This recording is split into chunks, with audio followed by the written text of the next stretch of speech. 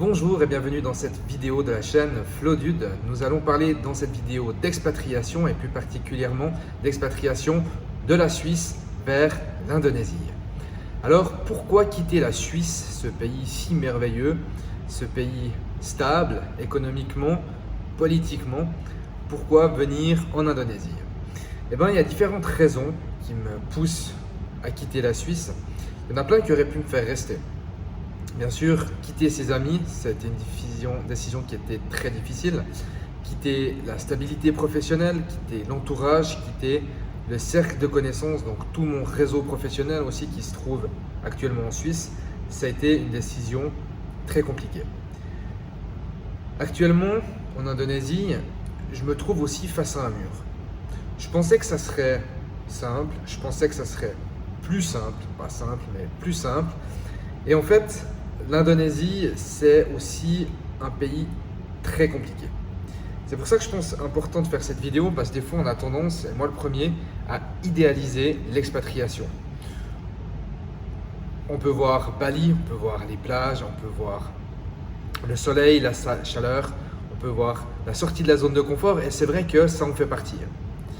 Personnellement, quand j'étais à Bali, les 3-4 premiers mois où je suis arrivé en Indonésie, j'ai vraiment pris beaucoup de plaisir à surfer. Ça faisait des années que je voulais surfer, j'ai pu surfer énormément chaque semaine, 2-3 fois par semaine, profiter du chaud, du soleil.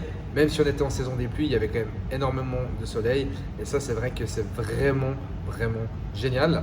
Les contacts sont très faciles, et puis après maintenant les points négatifs de Bali, c'est peut-être un tout petit peu la circulation, et encore plus maintenant que les frontières ont réouvert, la circulation c'est un tout petit peu problématique à Bali. À part ça, c'est simple. Maintenant, c'est vrai que quand j'ai pris la décision de partir et de m'expatrier à Jakarta, les gens n'ont pas compris. Encore Bali, on peut comprendre. Il y a le soleil, la plage. Jakarta, c'est une mégapole avec énormément d'habitants et encore plus de circulation. Et c'est vrai que je m'étais dit, voilà, à Bali, c'est un peu compliqué de se lancer dans le professionnel parce que c'est tous les jours la dernière journée de quelqu'un. On rencontre énormément de monde, la plupart viennent pour des vacances ou pour courte durée. Et du coup, de lancer une entreprise professionnelle, d'être là-bas pour des raisons professionnelles, mis à part si on travaille en tant que digital nomade et puis qu'on fait vraiment que du travail en ligne, à ce moment-là, ça ne change pas tellement, comme tout ce qui est des coachs ou des prestataires de services sur Internet. Eux, c'est vrai que Bali, c'est l'idéal.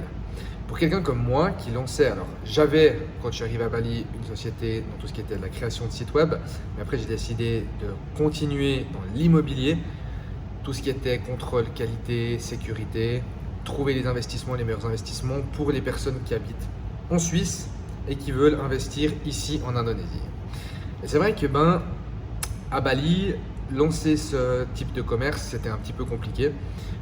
Au début, je parle bien au début, et je me suis dit à Jakarta c'est beaucoup plus professionnel, on s'habille bien, les gens sont professionnels aussi ici.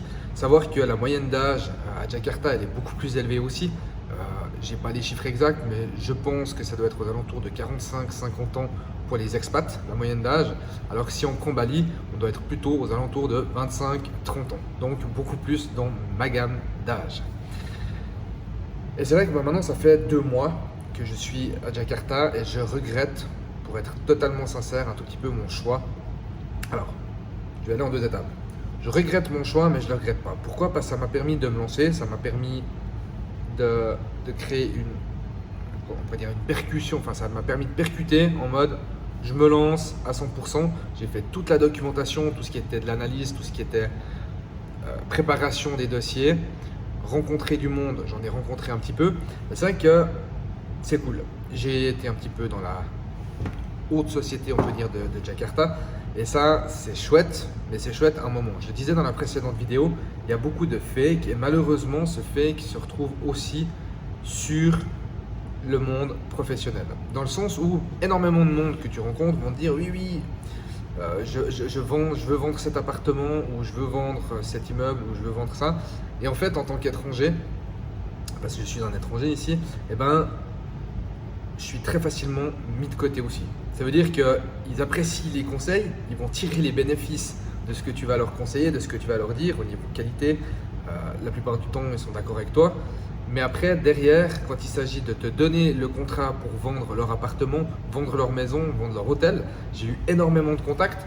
J'ai travaillé dur pour trouver des biens immobiliers. Et en fait, les seules personnes avec qui j'ai pu travailler jusqu'à présent, c'est les expats eux-mêmes et pas du tout avec la communauté locale. Et c'est ce que je regrette un tout petit peu parce que j'ai pris beaucoup de cours pour apprendre l'indonésien, pour développer mon anglais aussi. Parce que l'indonésien, je savais très bien que je n'arriverais pas à avoir un assez haut niveau d'indonésien en si peu de temps pour pouvoir parler avec eux. Et même mon anglais n'est pas parfait, donc j'ai appris à développer mon anglais aussi. Et en fait, c'est ce que je regrette un tout petit peu pour le moment, c'est que ouvrir un commerce, en tout cas à Jakarta, en tant qu'expat, c'est très compliqué. Et même le gouvernement, en fait, ne fait pas grand-chose pour aider ça. Que ça soit en ouverture de BTPMA, c'est bien. Mais après, derrière, il y a beaucoup de freins. Donc voilà, ça ne veut pas dire que c'est impossible. Il y a vraiment, je suis persuadé qu'il reste un potentiel énorme, que ce soit à Jakarta au niveau de l'immobilier ou à Bali. Mais je fais aussi cette vidéo pour dire que je vais un petit peu plus me reconcentrer sur Bali parce qu'il y a plus de possibilités, les rendements sont meilleurs et en plus l'ouverture d'esprit là-bas, elle est plus développée. C'est peut-être d'un point de vue religieux, la religion n'est pas la même, la façon de vivre n'est pas la même et le tourisme, enfin l'ouverture au tourisme n'est pas le même non plus. Ils ont le même problème lié à l'argent. Le problème que je spécifiais dans ma précédente vidéo où l'argent est vraiment central en Indonésie, il est exactement le même à Jakarta qu'à Bali. Mais c'est vrai que Bali, contrairement à ce qu'on pourrait penser, reste plus accessible financièrement que Jakarta. Jakarta, c'est vraiment une ville qui est extrêmement chère et pour certaines choses, c'est justifié, mais pour la plupart des choses, c'est pas du tout justifié. Que ce soit pour les objets de luxe, il y a des taxations qui sont énormes. Pour les prix immobiliers, certains quartiers sont surévalués, vraiment, et il y a des quartiers qui sont sous-évalués. Donc moi, mon but, mon travail aussi pour les clients, c'est de trouver ces quartiers qui sont sous-évalués, de pouvoir faire des offres d'achat sur des appartements ou sur des maisons qui vont avoir une valeur ajoutée, et ça, il y en a aussi. Mais au quotidien, c'est un tout petit peu difficile de vivre dans ce monde fake. Moi en tout cas, j'ai beaucoup de peine à vivre avec ça et c'est pour ça que j'ai une remise en question actuellement de savoir si je vais vraiment rester à Jakarta ou si je vais pas garder quelqu'un ici pour tout ce qui est des affaires immobilières et moi aller plutôt à Bali. Alors j'ai encore un tout petit peu de temps parce que là d'ici un mois je vais rentrer en Suisse pour prendre tous mes papiers. C'est à ce moment là que je devrais décider si je m'expatrie effectivement à Jakarta ou à Bali. Savoir qu'avec la BTPMA que j'ai créée ici, donc l'entreprise avec fonds étrangers, je vais avoir un quitas de 2 ans. Techniquement, mon entreprise est à Jakarta, je suis censé habiter à Jakarta, mais après, c'est aussi des choses qui peuvent s'adapter. Si je veux développer à Bali, ça va me coûter 200 ou 300 euros pour changer ça, mais c'est faisable. C'est ce qui est intéressant en Indonésie, c'est que les choses au final des fois paraissent compliquées, parce que les informations circulent très peu, les informations gouvernementales, par exemple comment créer son entreprise, on trouve très peu d'informations si ce n'est des blogs d'expats, mais niveau officiel c'est très compliqué d'avoir des informations en anglais. La plupart des choses sont faites directement en indonésien et il faut du coup traduire avec Google ou avec un autre logiciel directement. Donc voilà. Tout ça pour dire que jusqu'à présent, j'ai aussi fait beaucoup de vidéos sur tous les plaisirs, tout ce qui se passait bien à Jakarta, tout ce qui était bien à Bali. Mais il n'y a pas que du bon. Il y a aussi des difficultés, comme partout. Et ça, c'est important d'en avoir conscience et c'est peut-être l'erreur que moi j'avais faite et que si ça peut vous aider à ne pas faire cette erreur, des fois, ne pas idéaliser l'expatriation. Il y a plein de choses géniales, mais il y a plein de choses à penser aussi. Niveau papier et bien vous dire que quand vous arrivez dans un nouveau pays, vous devez vous adapter. Et moi, il y a certaines choses ici que j'ai beaucoup de peine à m'adapter. Par exemple, la lenteur d'exécution des gens. Quand il s'agit de donner un rendez-vous, quand il s'agit de répondre à des messages, quand il s'agit de prendre des décisions, les gens sont extrêmement lents. Et certains certaines personnes arrivent très bien à s'adapter, certaines nationalités arrivent très bien à s'adapter, parce que c'est un petit peu dans cette culture-là d'être peut-être moins strict. Si je prends les Français, typiquement, alors les Français qui me regardent vont peut-être pas apprécier ça, mais c'est plus dans la culture de se dire, bon bah si c'est pas fait aujourd'hui, ça sera fait demain et ça va très bien. Une culture un peu du Sud. Et nous en Suisse, on est très carré. Alors, encore une fois, hein, il y a plein de Français qui sont pas comme ça et c'est pas une critique, mais la culture veut ça. Alors qu'en Suisse, bah, on est très carré et pas forcément en adéquation du coup avec la culture indonésienne. Et des fois, ben, ça peut être très difficile. Ça, c'est la même chose que ça soit à Bali ou à Jakarta, sauf qu'à Bali, la communauté, elle est un petit peu plus petite. L'île est plus petite et du coup, c'est beaucoup plus facile à se créer les connexions puis à trouver les bonnes personnes. Typiquement, trouver un chauffeur, trouver trouver quelqu'un qui va pour les petites réparations, parce qu'on va pouvoir en tester plusieurs puis on va trouver plus facilement une personne. Ici à Jakarta, même quand j'ai trouvé une ou deux fois des chauffeurs qui étaient hyper efficaces pour m'amener d'un point A à un point B, puis que je leur proposais, ah bah, si tu veux, je peux t'engager à raison de tant de fois par semaine pour des transports, parce que je ne peux pas prendre non plus un chauffeur à 100%, et ben ils veulent pas.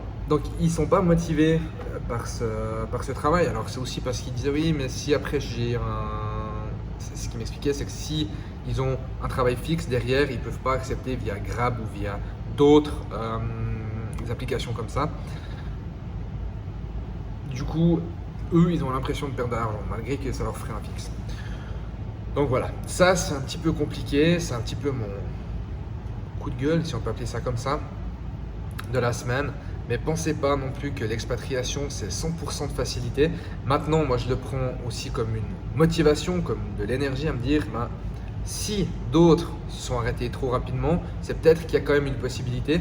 Mais je remarque qu'il y a une sorte de racisme, allez on va sortir le mot comme ça, il y a une sorte de racisme envers les étrangers. Pourquoi? Parce qu'à Jakarta, ils sont habitués à avoir des expats d'entreprises multinationales qui viennent via tout ce qui était les oil and gas compagnies, des gens qui peuvent venir et qui du coup ne vont pas forcément chercher un emploi, mais c'est vrai que les rares qui ont ouvert des entreprises ici, bah, c'est des gens soit qui sont déjà multimillionnaires en arrivant, soit qui sont là depuis des années et puis qui ont trouvé le bon filon, soit il y a quelques Australiens aussi qui ont déjà les pieds ici. Mais j'ai croisé très très peu de monde dans ma situation qui arrivent, qui veulent ouvrir quelque chose et qui réussissent. Et moi je pensais que ça serait le cas, mais comme le dit si bien l'adage, je ne sais même plus exactement comment est-ce qu'on dit cet adage, mais là où il n'y a rien, personne s'y tient, quelque chose comme ça. Et là c'est vraiment le cas en fait. Moi je pensais que ça serait facile, puis que c'était juste que les gens ne voulaient pas, et puis qu'il y aurait une sorte d'éducation à faire, mais en fait maintenant après 2 mois je remarque qu'il y a certaines choses qu'on ne pourra pas éduquer et que du coup ben, je dois m'adapter. Alors l'adaptation, pour expliquer comment est-ce qu'elle va se passer, elle est assez simple, c'est que je vais travailler beaucoup plus avec la Suisse, étant donné que c'est un pays que j'adore, que je garde dans mon cœur et que j'aurai plaisir à revenir visiter régulièrement.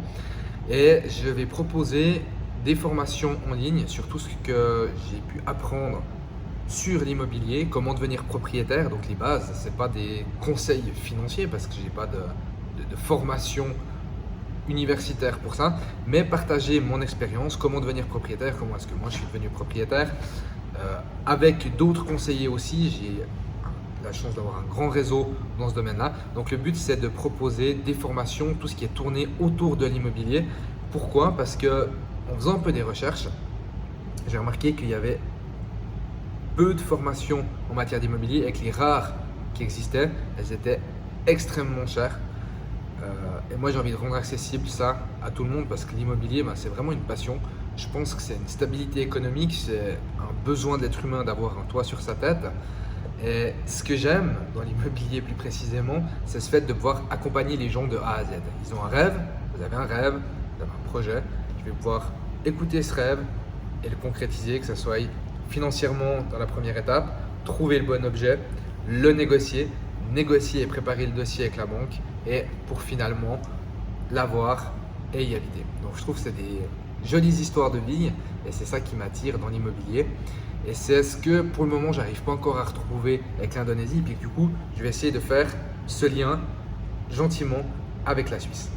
Voilà, et en 15 minutes, j'aurais pu vous expliquer un tout petit peu comment est-ce que ça se passe, l'expatriation en Indonésie. D'un point de vue purement pratique, c'est assez simple. Comment est-ce qu'on fait pour s'expatrier en Indonésie? On va dans sa commune d'origine, dans sa commune d'habitation en Suisse, on prend son acte d'origine, on reçoit une lettre de la commune comme quoi on va vouloir déménager de manière définitive à l'étranger. Il nous donne une lettre comme quoi effectivement on a bien quitté la commune, et après on a, je crois que c'est 1 ou 2 mois pour aller directement à l'ambassade dans le pays où on arrive. Donc comme moi ici en Indonésie, ce sera à Jakarta, à l'ambassade de Suisse, pour déposer mes papiers et dire que je suis bien un expatrié, un citoyen suisse qui habite officiellement à Jakarta. Donc d'un point de vue pratique, après c'est assez simple, bien sûr il y a tout ce qui est des assurances à annuler, tout ce qui est d'assurance, les abonnements. L'avantage qu'on a, c'est qu'on peut arrêter l'Alamal. Moi, c'est mon plus grand bonheur, c'est de pouvoir arrêter l'Alamal parce que j'en avais marre de payer les 250 ou 300, bientôt 300 francs par mois pour les caisses maladie. Alors, il y a d'autres frais que je vais payer et que j'ai payé. Mais moi, l'Alamal, c'est toujours quelque chose que j'ai refusé, que j'ai toujours détesté. Donc, très content de pouvoir arrêter de payer l'Alamal. Surtout qu'ici, on peut avoir accès à des soins aussi, et même en Suisse, avec des assurances qui coûtent beaucoup moins cher. Et ça, je pense que s'il y a un des systèmes que j'aime pas du tout en Suisse, c'est le système de l'Alamal. Autant le système politique est génial, le système de l'Alamal, je le déteste. Voilà. Comme ça, tout est dit. Écoutez, s'il y a d'autres questions au niveau de l'expatriation, parce que j'ai de loin pas fait le tour complet, mais c'est un petit peu plus mon ressenti du moment sur l'expatriation entre la Suisse et l'Indonésie, avec les bons et les mauvais côtés des deux pays, n'hésitez pas à me poser des questions en commentaire. Je suis toujours très réactif. J'ai plaisir à voir que la chaîne grandit de jour en jour. J'ai doublé le nombre d'abonnés là en moins d'un mois, donc on est encore une petite communauté d'un peu plus de 130 abonnés. Si ce genre de vidéo très terre à terre et très direct vous plaît, n'hésitez pas à vous abonner, ça me fera vraiment plaisir. Un petit like, ça aide aussi pour le référencement. Et la durée de visionnage des vidéos aide au référencement, donc s'il vous plaît, ne pas juste regarder la vidéo histoire d'1 minute et la quitter, parce que ça n'aide pas pour le référencement. Il y en a très peu qui le disent sur YouTube, mais au final je l'ai réalisé et je trouve ça un tout petit peu dommage que les gens ne le savent pas, parce que des fois, même moi, je regardais des vidéos 1 minute, puis je quitte, puis je vais regarder la vidéo et je la requitte. Et en fait, ça c'est très très mauvais pour le référencement. Voilà un petit tips pour la fin. Merci d'avoir regardé cette vidéo jusqu'au bout, qui au final aura duré 18 minutes. Moi je vous souhaite une excellente journée et à bientôt. Ciao.